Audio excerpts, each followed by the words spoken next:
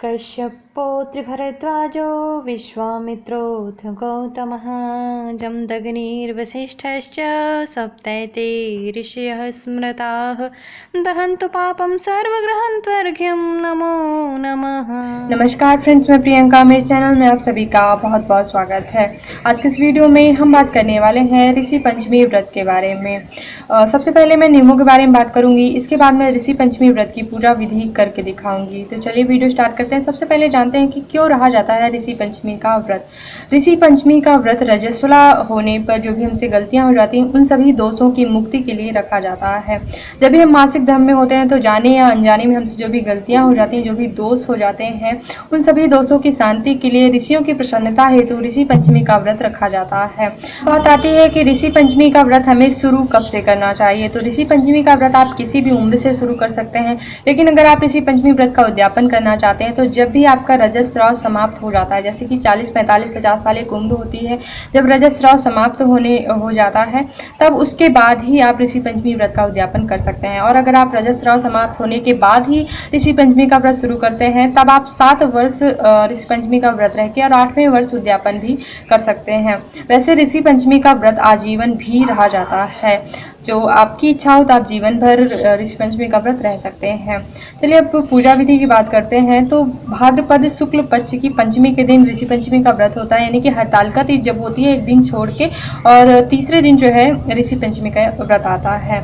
ऋषि पंचमी के व्रत को सुबह उठने के बाद आपको सबसे पहले दातून करना है। अपामार्ग या चिरचिरा की लकड़ी से जो है आपको दातून करना चाहिए। आपके पास अगर व्यवस्था हो तो 108 दातून से आपको 108 जो है लकड़ियों से आपको दातून करना चाहिए। और अगर आप 108 से नहीं कर सकते तो 7 लकड़ियां आपको चाहिए ही दातून करने के लिए।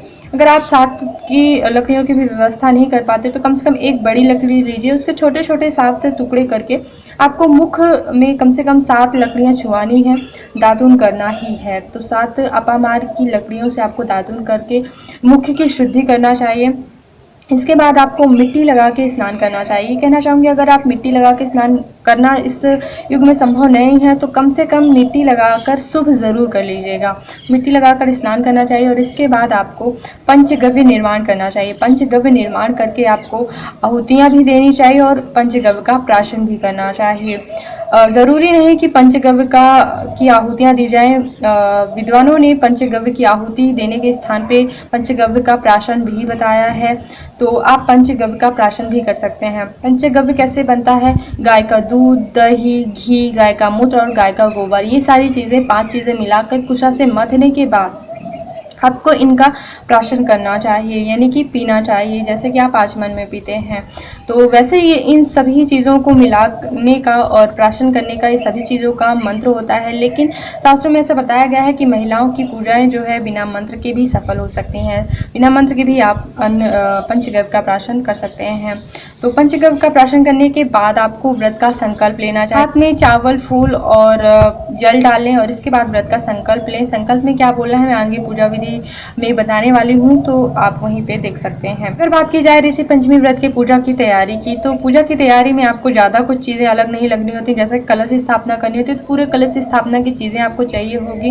भगवान गणेश और गौरी माता बना लीजिए। साथ ही साथ आपको चाहिए होगी 7 सुपारियाँ। 7 सुपारी के रूप में आप सप्त ऋषियों की स्थापना करेंगे। साथ ही साथ आप हल्दी से अरुंधति माता का भी निर्माण करेंगे। 7 ऋषि, साथ ही साथ माता अरुंधति की भी पूजा इसमें की जाती है। इसके अलावा आपको 8 जनेऊ भी चाहिए होंगे गणेश भगवान के लिए, 7 सप्तऋषियों के लिए। साथ ही साथ आपको 8 दोने जो है चाहिए होंगे, जिसमें आप सभी फल फूल रख के ऋषियों को अर्पित करेंगे। दोने ना हो तो आप कटोरी में भी रख सकते हैं। अगर कटोरी की व्यवस्था नहीं हो तो आप दोनों में भी रख सकते हैं। प्लास्टिक का दोना इस्तेमाल नहीं कीजिएगा। तो पूजा शुरू करने के लिए सबसे पहले एक पाटे या पीढ़े पे लाल कपड़ा बिछा लीजिए और सबसे पहले हम कलश स्थापना करेंगे। उसके लिए हम अष्टदल कमल बनाएंगे। तो आप आटे से भी चौक पुर सकते हैं या फिर चावल से इस तरह से 8 पंखुड़ियों वाला अष्टदल कमल बना सकते हैं। इसके बाद आपको कलश स्थापना करनी चाहिए। कलश को अच्छी तरह से सजा लीजिए, उसके गले में मौली धागा बांध लीजिए, पत्तों को भी सजा लीजिए, आम के पत्तों को, और इस तरह से चावल, फूल, सुपारी, दक्षिणा वगैरह कलश में डाल के आम के पत्ते लगा के चावल उसके ऊपर रख के और इसके बाद दीपक रखकर जो है आपका कलश निर्माण हो हो जाता है। इसके बाद इस तरह से सुपारी में मौली धागा बांधकर आपको सुपारी में गणेश जी की स्थापना करनी है। साथ ही साथ आप गोबर से गौरी माँ का निर्माण कीजिए। इस तरह से हमने पान के पत्ते के ऊपर गौरी गणेश की स्थापना की, कलश की स्थापना हो चुकी है। अब हम पटे पे जो है सभी सप्त ऋषियों की भी स्थापना करेंगे। तो इस तरह से चावल की ढेरी लगा लीजिए। चावल की ढेरी इस तरह से पटे पे लगाइएगा कि 8 आपको चावल की ढेरी लगानी है। इसके ऊपर आपको सुपाड़ियाँ रखनी हैं। 8 लगाना है सप्त ऋषियों के लिए, 7 ढेरी और 1 अरुंधति माता के लिए। तो इस तरह से लगाइएगा ताकि आप भोग वगैरह अच्छी तरह से रख सकें, जगह हो सप्त ऋषियों के बीच में, ताकि आप भोग वगैरह चढ़ाएंगे उनको तो जगह होनी चाहिए। तो इस तरह से हमने सुपाड़ी के रूप में सप्त ऋषियों की और हल्दी से हमने अरुंधति माता का निर्माण किया है, चावल के ऊपर उनकी स्थापना की है। सारी तैयारी हो जाने के बाद पूजा शुरू करने के लिए सबसे पहले अपने आप को कुश की मदद से पवित्र करना चाहिए। पवित्रीकरण का मंत्र आप स्क्रीन पे देख पाएंगे। पवित्रीकरण करने के बाद आपको आचमन करना चाहिए। उल्टे हाथ की मदद से सीधे हाथ में जल डालते हुए मुख में छुआना होता है। ओम केशवाय नमः, ओम माधवाय नमः, ओम नारायणाय नमः और चौथी बार ओम ऋषिकेशाय नमः बोलते हुए हाथ धो लीजिए। हाथों को अच्छी तरह से पोंछ लीजिए।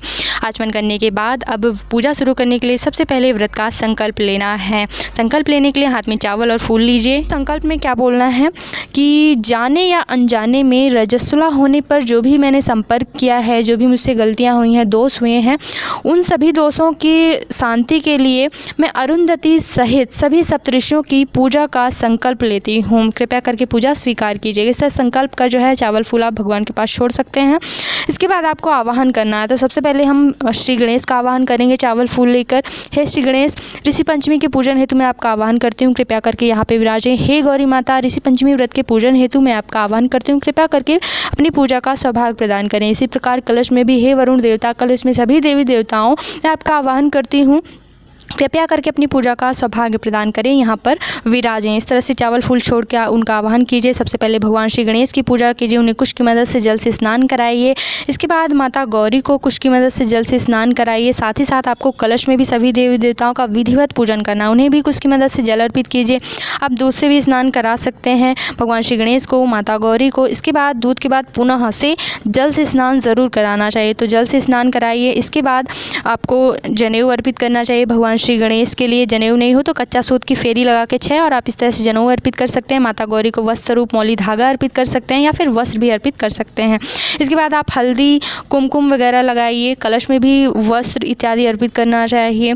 भगवान गणेश को हल्दी, चंदन इत्यादि लगाने के बाद, कलश में भी लगाने के बाद माता गौरी माता को कुमकुम, रोली इत्यादि जो है अर्पित कीजिए। सिंदूर लगाइए माता गौरी को। सिंदूर इत्यादि लगाने के बाद पुष्प अर्पित कीजिए।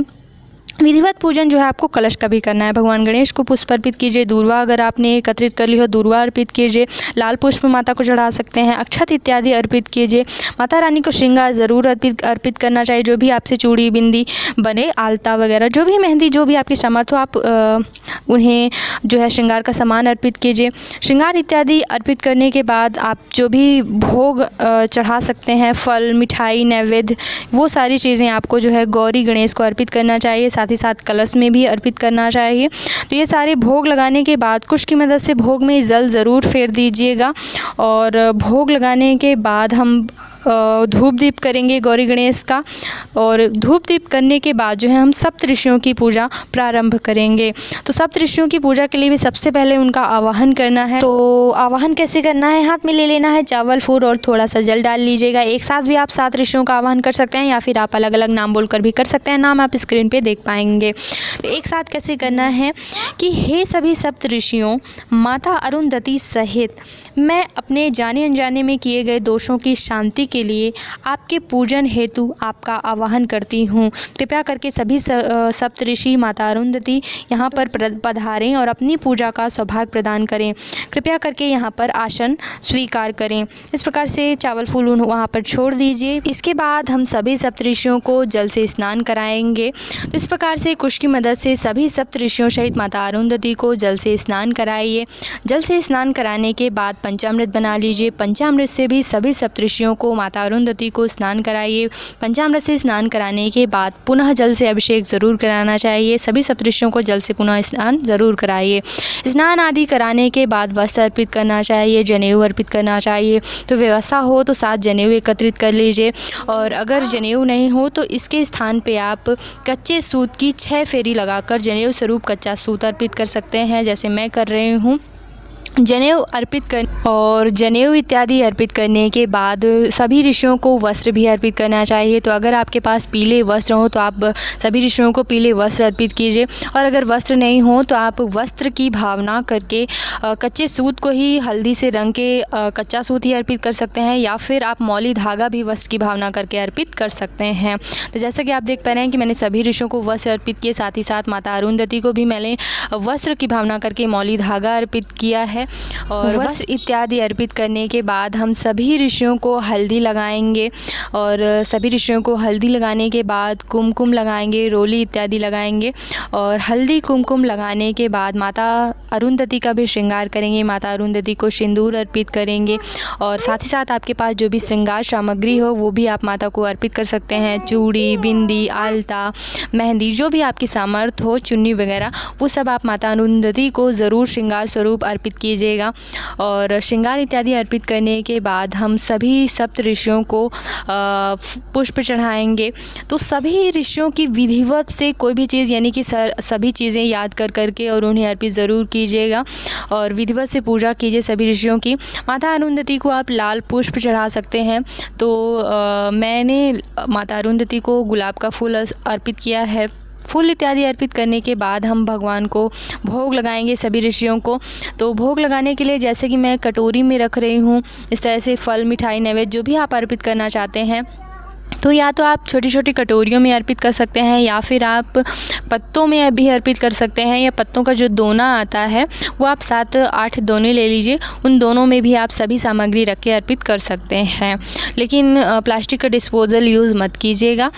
और सभी ऋषियों को फल, मिठाई, नैवेद्य इत्यादि अर्पित करने के बाद हम उन्हें पान, सुपारी, हल्दी और दक्षिणा अर्पित करेंगे। तो सभी सप्तऋषियों को पान, सुपारी, दक्षिणा आप अर्पित कर सकते हैं, इलायची वगैरह जो भी आपकी सामर्थ्य हो वो चीज़ें आप अर्पित कर सकते हैं। कई बार ये प्रश्न आता है कि हमारे पास पान नहीं था, हमारे पास सुपारी नहीं था, तो हम क्या अर्पित करें।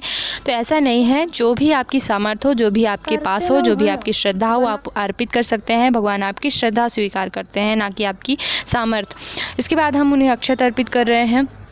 अक्षत इत्यादि करने के बाद हम धूप दीप करेंगे। तो दीपक जला के आप धूप दीप कर सकते हैं, या फिर धूप बत्ती जला दीजिए।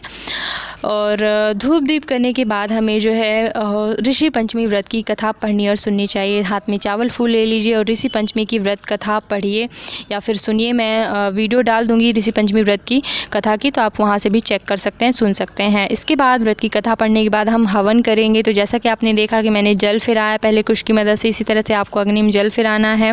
विधिवत अग्निदेव की पूजा करनी है, अग्निकुंड भी सजा सकते हैं आप।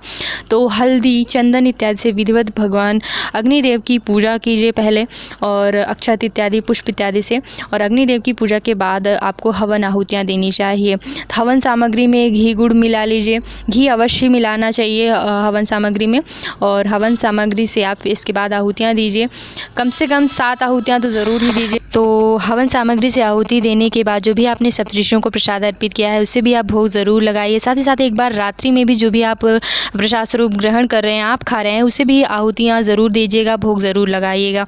और इस तरह से जल ज़रूर फेर दीजिएगा हवन इत्यादि करने के बाद। ऋषि पंचमी के व्रत में हल से जुता हुआ जो भी भोजन होता है उसे ग्रहण नहीं करना चाहिए। बिना हल से जुता हुआ जो भी अन्न उत्पन्न होता है वो आप खा सकते हैं, जैसे कि पसही का चावल, महुआ वगैरह। हल से जुता हुआ भोजन ग्रहण नहीं किया जाता है। तो हवन इत्यादि करने के बाद आपको आरती करनी चाहिए। आरती थाल की विधिवत पूजा कर लीजिए। इसके बाद सबसे पहले भगवान श्री गणेश की ओम जय जगदीश हरे सभी ऋषियों की, सप्तऋषियों की आरती कीजिए। आरती करने के बाद प्रदक्षिणा कीजिए, क्षमा याचना कीजिए और अपनी मनोकामना मांगिए। मनोकामना में ये ज़रूर बोलिएगा कि रजस्वला होने पर जो भी हमसे गलतियाँ हो जाती हैं, जो भी हमसे दोष हो गए हैं, हे सप्तऋषियों प्रसन्न होकर हमें उन सभी दोषों से मुक्त कीजिए और हमें क्षमा कीजिए। इस तरह से अपनी मनोकामना मांगते हुए आसन के नीचे जल छिटक कर माथे पे ज़रूर लगा लीजिए। इससे आपको पूजा का पूरा फल मिलता है। इस तरह से आपकी पूजा पूरी होती है। तो उम्मीद करते हैं ये वीडियो आपके लिए उपयोगी रहा होगा। प्लीज़ हमारे चैनल पे एक बार विजिट ज़रूर करें, क्योंकि मैंने अपने चैनल पे सभी व्रतों से संबंधित, चाहे वह पूर्णमासी व्रत हो, प्रदोष व्रत हो, एकादशी व्रत हो, शुक्रवार, गुरुवार, सभी व्रतों की पूजा विधि करके और वीडियो उपलब्ध कराया। तो प्लीज़ हमारे चैनल पर एक बार विजिट ज़रूर करें, और अगर अभी तक आपने हमारे चैनल सब्सक्राइब नहीं किया है तो प्लीज़ इसे सब्सक्राइब करने के साथ साथ बेल आइकन पर प्रेस जरूर कर लें। बेल आइकन पर प्रेस करने से मेरे आने वाले वीडियोज़ की नोटिफिकेशन आपके पास पहुँचते रहेंगे। वीडियो देखने के लिए बहुत बहुत धन्यवाद।